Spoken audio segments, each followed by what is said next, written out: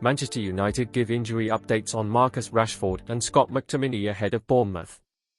Marcus Rashford was forced off against Liverpool and Scott McTominay missed the 2-2 draw. Scott McTominay is set to miss Manchester United's Premier League fixture away to Bournemouth, but Marcus Rashford could be available. McTominay missed the 2-2 draw with Liverpool last week while Rashford was forced off in the second half, but he trained on Thursday after sitting out the session on Wednesday. Scott, I don't think so, United manager Erik said. We have a training session, so we have a day. He will push, he is so keen to be a part of it tomorrow, so it's very questionable.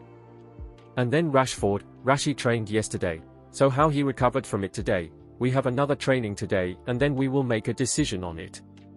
United will be without 6 senior defenders after Raphael Varane was ruled out for a few weeks and Johnny Evans was ruled out of the Bournemouth game with a shorter-term injury. Willy Cambuala made his full home debut against Liverpool in the 26th different back four Ten Hag has selected this season.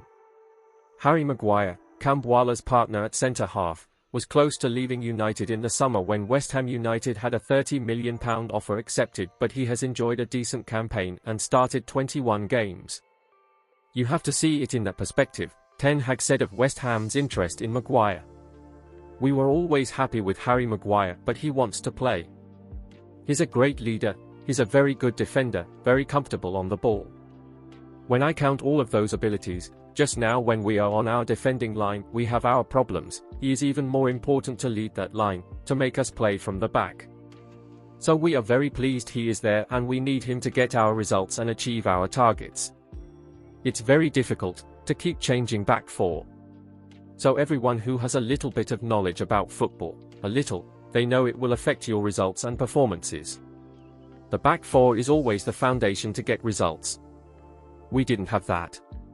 But we still have to win, we know that, so then others have to take responsibility, but when you oversee then you know it has a negative impact. United lost 3-0 to Bournemouth at Old Trafford in December 3 days after an impressive 2-1 home victory over Chelsea.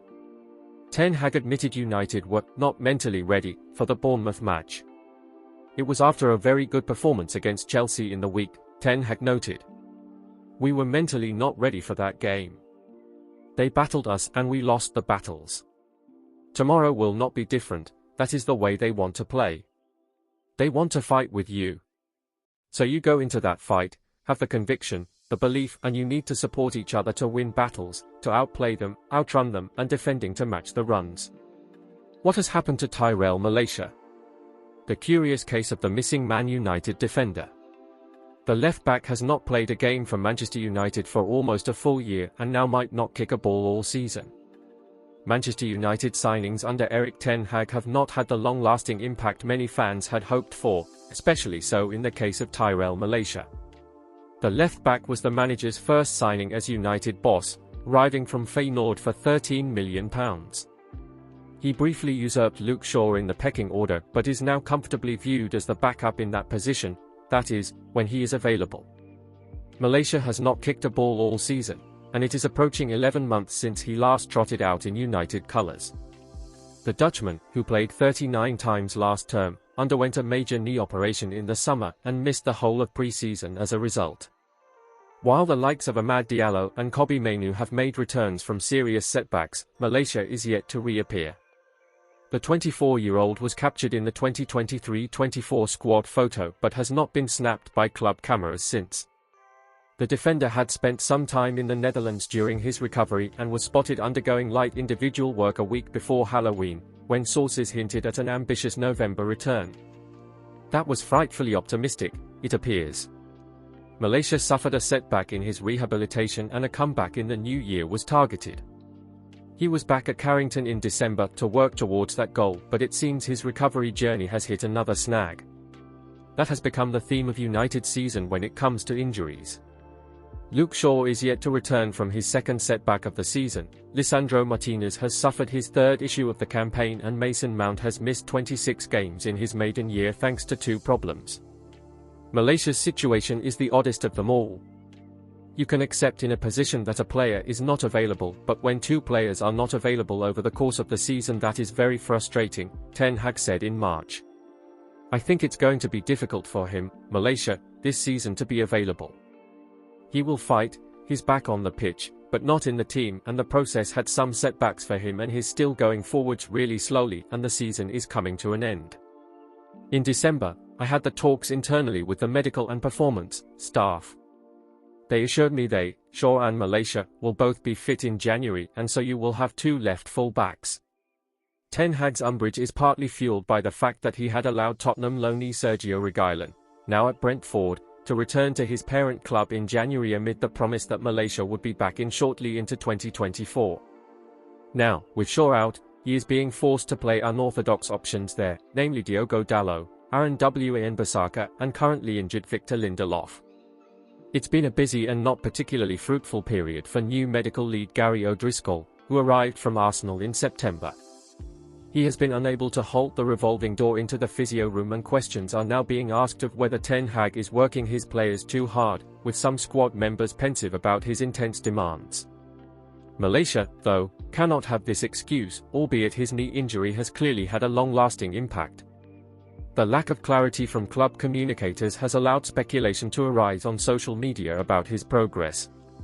On the face of it, it's a markedly puzzling situation given the cruciate ligament injuries to Joel Matip of Liverpool and Tyrone Mings of Aston Villa have been set quicker return periods than the one Malaysia has already been sidelined for.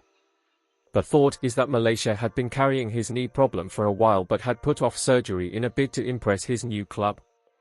Surmising that this may have done more harm than good is not an inappropriate thesis, unlike some of the crass online comments directed towards Malaysia. However, new claims this week have alleged that the player has not helped himself. The Athletic states that a surgeon in London had been proposed for his operation last summer, but he had preferred to undergo the procedure in the Netherlands, which United agreed to.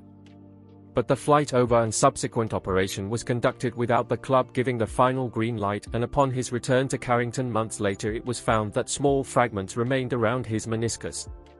A decision was made to undergo a second round of surgery with the same surgeon under the oversight of United in November, meaning that Malaysia had to restart the whole of his rehabilitation process. Malaysia has been snapped modelling clothes for a childhood friend's fashion business, Forever Different, in February, but he has scarcely been publicly seen otherwise. Rehabilitation complications seem to have been the bane that is keeping Malaysia sidelined, although the report says the defender had not always updated the club on his initial early progress. It adds that Malaysia has been recovering away from Carrington in recent weeks and is commuting between Manchester, Barcelona, and the Netherlands, with United kept in the loop with everything that is happening in each location. The hectic run-in schedule and the amount of work on the hands of the medical staff means a return before the end of the campaign seems unlikely. The good news is that once he has recovered from his problem, probably ahead of pre-season, it is not expected to have any long-lasting effects. Brentford/Ivan Toney asking price amid Manchester United interest. Brentford are prepared to accept significantly less money than what was originally reported for striker Ivan Toney, who is attracting interest from Manchester United. The number 9 position is an area of the pitch United are eager to bolster ahead of the summer transfer window.